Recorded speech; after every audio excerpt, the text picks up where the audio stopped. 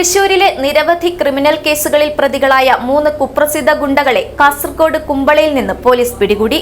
തൃശൂർ കുമ്പള പോലീസിന്റെ സംയുക്ത നീക്കത്തിലൂടെ ഇജാസ്, നിയാസ്, ഗോകുൽ കൃഷ്ണ എന്നിവരെയാണ് കുണ്ടങ്കേരടുക്കയിലെ വീടിന്റെ ടെറസിൽ നിന്ന് സാഹസികമായി പിടികൂടിയത്.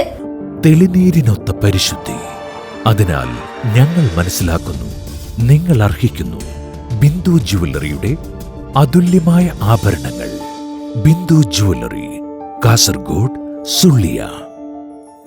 കഴിഞ്ഞ ഫെബ്രുവരി 17-ന് പെരിഞ്ഞനം സ്വദേശി അനീസിനെ വീട്ടിൽ കയറി ഇരുമ്പുവടി കൊണ്ട് മാരകമായി ആക്രമിച്ച കേസിലെ പ്രതികളാണിവർ. ഒന്നാം പ്രതിയായ ഇജാസിനെതിരെ വധശ്രമവും കവർച്ചയുമടക്കം 18 കേസുകളുണ്ട്. ഇയാൾക്കെതിരെ കാപ്പയും ചുമത്തിയിട്ടുണ്ട്.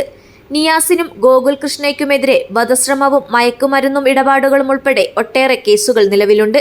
തൃശൂർ റൂറൽ ജില്ലാ പോലീസ് മേധാവി ബി കൃഷ്ണകുമാറിന്റെ നിർദ്ദേശപ്രകാരം കുമ്പള SI അബ്ദുൾ സലാമും സംഘവുമാണ് പ്രതികളെ കീഴ്പ്പെടുത്തിയത്.